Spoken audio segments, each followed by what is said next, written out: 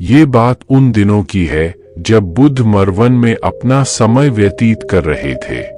इस समय तक बुद्ध की प्रसिद्धि दूर दूर तक फैल चुकी थी। बहुत दूर दूर से लोग अपनी चिंताओं और परेशानियों का समाधान खोजने के पास आते थे। ऐसे ही एक दिन जब बुद्धा मरवन में अपने शिष्यों को प्रवचन दे रहे थे तो एक अधेड़ उम्र का व्यक्ति अपने 20 वर्ष के पुत्र को अपने साथ लिए बुद्ध की तरफ चला आ रहा था। जब यह प्रवचन स्थल के पास पहुंच गए तो एक नजर उन पर डाली और इशारे से बैठने के लिए कहा। जब प्रवचन समाप्त हो गया और सभी लोग वहां से चले गए तो बुद्ध ने उस व्यक्ति को अपने पास बुलाया और बैठने के लिए कहा। वहां चारों तरफ हरियाली छाई हुई थी। मौसम बहुत सुहाना था और तरह तरह के पक्षियों की आवाजें गूंज रही थी। ऐसा नजारा देखकर उस व्यक्ति को अंदर से असीम शांति महसूस हो रही थी। इसके बाद बुद्ध ने उस व्यक्ति से आने का कारण पूछा तो इस पर व्यक्ति ने कहा, तथागत मैं 2 दिन की लंबी यात्रा करके अपने पुत्र को आपसे मिलवाने लाया हूँ। ये मेरा इकलौता पुत्र है और ये हर समय थका थका रहता है। ऐसा लगता है जैसे इसके अंदर कोई जान ही नहीं है, कोई प्राणी नहीं है। इसका स्वभाव भी काफी चिड़चिड़ा हो गया है। अगर हम इससे कुछ भी कहते हैं तो यह हमारी छोटी छोटी बातों पर गुस्सा हो जाता है। इसके देखने की क्षमता भी उम्र से पहले ही कमजोर हो गई है और इसके बाल भी सफेद पड़ने लगे हैं। इतनी कम उम्र में इतनी बड़ी उम्र का लगना मुझे तो कुछ समझ नहीं आ रहा। इसके साथ हो क्या रहा है तथागत? मैं अपने पुत्र के स्वास्थ्य को लेकर बहुत चिंतित हूँ। जब मैं अपने पुत्र को वैद्य जी के पास लेकर गया तो उन्होंने कुछ औषधि दी और कहा अपने पुत्र को तनाव कम लेने के लिए कहो।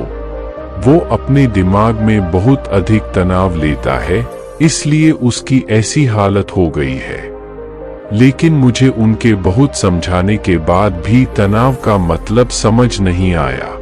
मुझे नहीं पता कि तनाव होता क्या है, यह किन कारणों से आता है और उसे कैसे अपने पुत्र के दिमाग से निकालूं। लेकिन मुझे सबसे पहले तो ये समझना है कि तनाव होता क्या है। इसीलिए तथागत मैं आपके पास आया हूँ। कृपया आप मेरी समस्या का समाधान कीजिए। यह सुन बुद्ध उसके पुत्र को बड़े ध्यान से देखते हैं, उसके चेहरे को देखते हैं, उसकी आंखों को देखते हैं और फिर उसके हाथों की नब्ज को भी देखते हैं। यह सारी विधि करने के पश्चात बुद्ध उस व्यक्ति से कहते हैं, तनाव लेना तो कोई नहीं चाहता, लेकिन फिर भी यह तनाव लोगों के दिमाग को दीमक की तरह पकड़ लेता है और व्यक्ति जान भी नहीं पाता कि वह तनाव में जी रहा है। लेकिन अगर व्यक्ति तनाव के कारणों को अच्छे से समझ लेता है और तनाव के बारे में कोई ऐसा पैमाना बना लेता है जिससे वह जान सके कि वह कितने तनाव में है, तो वह इस समस्या का समाधान भी खोज सकता है। सबसे पहले तो तुम ये समझो कि तनाव होता क्या है।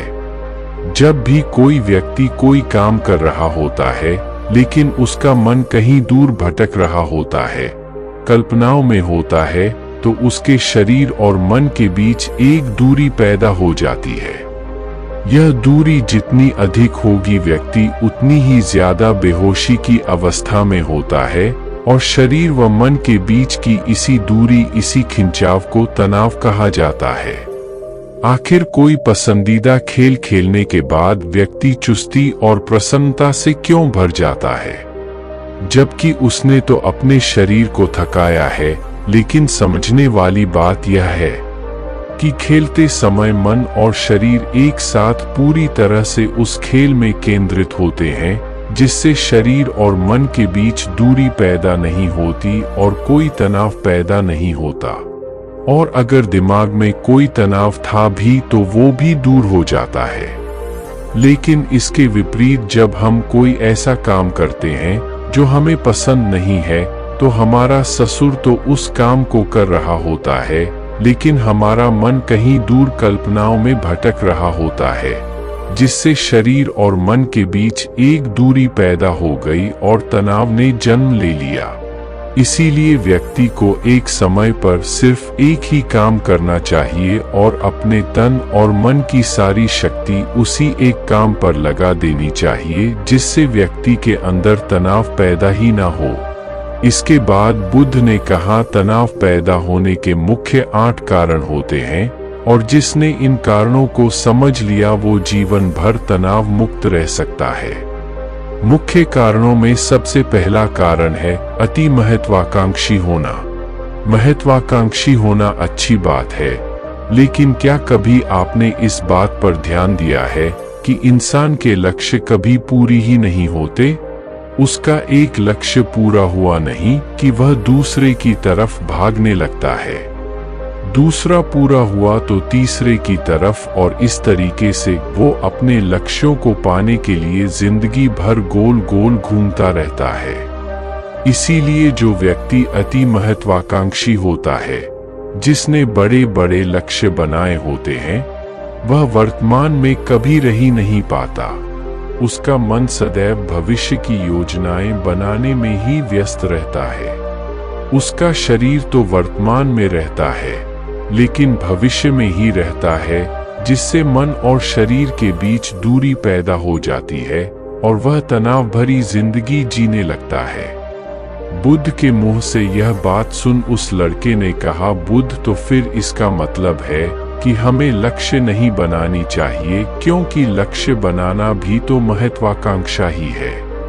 इस पर बुद्ध ने कहा, जीवन में लक्ष्य बनाना कोई गलत बात नहीं है, लेकिन समस्या तब उत्पन्न होती है जब वो अपना पूरा ध्यान उस लक्ष्य से मिलने वाले परिणाम पर ही लगा देते हैं और उसके परिणाम की चिंता करते रहते हैं। व्यक्ति को वर्तमान में जीना आना चाहिए। आप लक्ष्य बनाइए और उस लक्ष्य की प्राप्ति के लिए कड़ी मेहनत करिए, लेकिन साथ ही साथ आपको इस बात का भी ज्ञान होना चाहिए कि आप अभी वर्तमान में जी रहे हैं और वर्तमान ही सत्य है। बुद्ध ने आगे कहा, तनाव का दूसरा सबसे बड़ा कारण है ईर्ष्या। जब व्यक्ति ईर्ष्या और जलन से भर जाता है तो उसका मन अंदर से सड़ने लगता है। ईर्ष्या एक आंतरिक घाव है। आंतरिक घाव यानी मन का घाव व्यक्ति के शरीर का घाव तो भर सकता है, लेकिन मन का घाव कभी नहीं भर सकता। इसीलिए व्यक्ति को दूसरे की खुशी और तरक्की से कभी ईर्ष्या नहीं करनी चाहिए, क्योंकि तनाव का कारण है। इसके बाद बुद्ध ने तनाव का अगला कारण बताते हुए कहा कि आरुषिपूर्ण काम करने से भी मन में तनाव पैदा होता है। जो काम करना हमें पसंद ही नहीं है, जिसका में हमारी रुचि ही नहीं है, उस काम में हमारा मन लग ही नहीं पाएगा। हमारा शरीर तो वही बैठा रहेगा, लेकिन हमारा मन कल्पनाओं की उड़ान भरेगा, जिससे शरीर और मन के बीच दूरी पैदा हो जाती है और व्यक्ति तनावग्रस्त हो जाता है। इसीलिए इंसान को हमेशा अपनी रुचि के अनुसार ही कार्य करनी चाहिए। अगर व्यक्ति ने ये पता कर लिया कि उसे कौन सा काम करना पसंद है और वो उसी काम को अपने जीवन का लक्ष्य बना लेता है, तो फिर वो काम उसके लिए काम नहीं बल्कि खेल बन जाता है। फिर बुद्ध ने कहा, तनाव का चौथा कारण होता है किसी दूसरे से अच्छा रखना। बुद्ध ने उस व्यक्ति की ओर इशारा करते हुए कहा, एक पिता होने के नाते तुम्हारी अपने पुत्र से बहुत सी अपेक्षाएं होंगी कि तुम्हारा पुत्र एक बहुत ही कामयाब इंसान बने, तुम्हारा नाम रोशन करे, जैसा तुम चाहते हो उस तरह का जीवन जिए, तुम्हारी हर बात मानी। लेकिन क्या आज तक कभी किसी की सारी अपेक्षाएं पूरी हुई है? जब भी कोई व्यक्ति किसी दूसरे से कोई अपेक्षा रखने लगता है तो वो अनजाने में अपने लिए तनाव पैदा करने लगता है। जरा सोचो कि अगर तुम्हारा बेटा तुम्हारे अनुसार काम नहीं कर रहा और वो नहीं बन पा रहा जो तुम उसे बनाना चाहते हो, तो निश्चित रूप से तुम्हारे दिमाग को तनाव पकड़ लेगा। तुम तनाव से भरा जीवन जीना शुरू कर दोगे और इस तनाव के बस में आकर तुम ऐसा व्यवहार करोगे, ऐसी बातें करोगे कि तुम्हारा अपने पुत्र के साथ संबंध और भी खराब होता चला जाएगा। इसीलिए व्यक्ति को जितना हो सके उतनी कम अपेक्षाएं दूसरों से रखनी चाहिए और अगर पूरी तरह से तनाव मुक्त रहना है तो दूसरों से अपेक्षा रखना ही बंद कर दो। इसके बाद बूथ ने कहा कि शारीरिक कष्ट भी इंसान के तनाव का एक कारण होता है। जब व्यक्ति किसी शारीरिक पीड़ा से गुजर रहा होता है तो उसका पूरा ध्यान बस अपने उस शारीरिक दर्द पर होता है और वो पूरे दिन बस उसी के बारे में सोचता रहता है, जिससे उसका मन दुख के विचारों से भर जाता है और ऐसी स्थिति में व्यक्ति तनावग्रस्त रहने लगता है।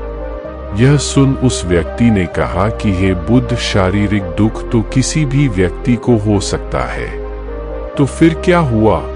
व्यक्ति जीवन भर तनाव में ही जिएगा? इसका जवाब देते हुए बुद्ध ने कहा कि इंसान को ये बात समझनी चाहिए कि हमारा जीवन दुखों का आधार है। जैसे जैसे हमारा जीवन आगे बढ़ता है इसमें दुख आते हैं, बीमारियां आती है और फिर अंत में मृत्यु भी आती है। तो बीमारियां इंसान के जीवन का अभिन्न अंग है, कोई इनसे बच नहीं सकता। बस किसी किसी के जीवन में ये समय से पहले आ जाती है तो किसी के बाद में पढ़ाती सबको है। जब इंसान का मन इस बात को अच्छे से समझ लेगा तो फिर वह अपनी बीमारी के बारे में सोच सोचकर ज्यादा तनाव नहीं लेगा, क्योंकि यह हमारे जीवन का अभिन्न हिस्सा है और इसके लिए व्यक्ति को शारीरिक रूप से भी अभ्यास करते रहना चाहिए। अपने जीवन में व्यायाम और स्वस्थ जीवन शैली को भी जगह देनी चाहिए ताकि उसका शरीर लंबे समय तक निरोगी रहकर सही से काम कर सके। तनाव का अगला कारण होता है अपनी योजनाओं को समझने के लिए समय न देना। कुछ लोगों के दिमाग में कोई विचार आया नहीं है कि वो बिना सोचे समझे उस पर काम करना शुरू कर देते हैं और जब उस काम में उन्हें असफलता मिलती है तो वह तनाव से भर जाते हैं, क्योंकि उन्होंने उस काम को शुरू करने से पहले उसके बारे में पूरी जानकारी इकट्ठा नहीं की थी। इंसान को कोई भी काम शुरू करने से पहले उसके अच्छे और बुरे परिणामों के बारे में ठीक से सोच विचार कर लेना चाहिए। इंसान को इस बारे में भी सोच लेना चाहिए कि अगर ये योजना सफल नहीं हुई तो फिर इसके बाद मैं क्या करूंगा। इसलिए व्यक्ति को अपनी योजनाओं को ठीक से समझने के लिए पूरा समय देना चाहिए ताकि बाद में उस योजना की वजह से तनाव पैदा ना हो। तनाव का 7वां सबसे बड़ा कारण होता है टालमटोल करना, आज के काम को कल पर टालना। आप लोगों ने ये कहावत तो सुनी होगी कि आलसी इंसान के शरीर का सबसे बड़ा शत्रु है। इंसान आलस्य की वजह से आज के काम को कल के लिए टाल देता है और फिर काम को टालना उसकी आदत बन जाती है। काम को कल पर टालने वाले व्यक्ति का काम कभी भी समय पर पूरा नहीं हो पाता और अगर किसी तरह से पूरा हो भी जाता है तो वह उतना अच्छा नहीं हो पाता जितना अच्छा उसे किया जा सकता था और फिर यह बात व्यक्ति के अंदर तनाव पैदा करती है। लेकिन काम को टालना या काम को एकदम अंत समय पर करना एक आदत है, इसीलिए व्यक्ति ना चाहते हुए भी बार बार अपनी इस आदत का शिकार बन जाता है और काम को टालता रहता है और फिर जब काम की समय सीमा पास आ जाती है तो वह तनाव से भरकर काम को पूरा करने का प्रयास करता है। इसीलिए तनाव मुक्त रहने के लिए व्यक्ति को काम को टालने की आदत छोड़नी पड़ेगी और यह तभी संभव है जब व्यक्ति काम को समय से पहले खत्म करने का निश्चय करे। सबसे आखिरी और सबसे प्रमुख कारण जो तनाव का होता है वो है ज्यादा सोचना। लगातार सोचते रहना भी एक बीमारी है और यह उस व्यक्ति में सबसे ज्यादा पाई जाती है जो काल्पनिक कल्पनाएं करता है, जो अतीत की घटनाओं और भविष्य की बातों के बारे में सोचता रहता है, जो बेवजह के अनुमान लगाता रहता है। इसीलिए व्यक्ति को ज्यादा सोचने की आदत पर लगाम लगाना चाहिए। इसके लिए जितना हो सके खुद को काम में व्यस्त रखना चाहिए और हर दिन ध्यान का अभ्यास करने को अपने जीवन का हिस्सा बना लेना चाहिए। बुद्ध के मुंह से यह सारी बातें सुनकर उस व्यक्ति ने हाथ जोड़कर कहा, बुद्ध, मेरा पुत्र तो अभी मात्र 20 वर्ष का ही है और इसमें अभी इतनी समझ भी नहीं है कि यह आपकी बताई सारी बातों का एक साथ पालन कर सके। आप कृपया करके तनाव मुक्त रहने का कोई आसान सा तरीका बता दें जिससे मेरा बेटा उसका अनुसरण भी कर सके और तनाव मुक्त भी रह सके। उस व्यक्ति की यह प्रार्थना सुन बुद्धि ने कुछ सोचते हुए जवाब दिया, अगर तुम इतनी सारी बातों का पालन नहीं कर सकते तो इसके लिए एक बहुत ही आसान विधि है। तुम एक बार मैं एक काम को करने पर ध्यान लगाओ भी काम कर रहे हो, उस समय पर सिर्फ उसी काम को करो, सिर्फ उस पर ही अपना पूरा ध्यान लगाओ और अगर तुम्हारा मन इधर उधर भटक जाता है तो जैसे ही तुम्हें याद आए उसे वापस फिर उसी काम में लगा दो। ये सबसे आसान और अच्छा तरीका है तनाव मुक्त रहने का। जब तुम भोजन करो तो उस समय सिर्फ भोजन ही करो, उसके पूरे स्वाद का आनंद लो, उसी अनुभव करो। जब चलो तो अपना पूरा ध्यान सिर्फ चलने लगा दो। इससे तुम्हारा मन और तुम्हारा शरीर दोनों एक जगह पर केंद्रित रहेंगे। दोनों के बीच दूरी पैदा नहीं होगी जो कि तनाव का मुख्य कारण होती है। दोस्तों, आज की युवा पीढ़ी एक ही समय पर दो तीन काम करने के आदी हो चुकी है, जैसे फोन पर बात करते हुए गाड़ी चलाना, खाना खाते हुए टीवी देखना, ये फोन चलाना और फिर इनकी शिकायत रहती है कि मैं तनाव में जी रहा हूँ, मेरा मन शांत रहता है, मैं चिड़चिड़ा सा हो गया हूँ।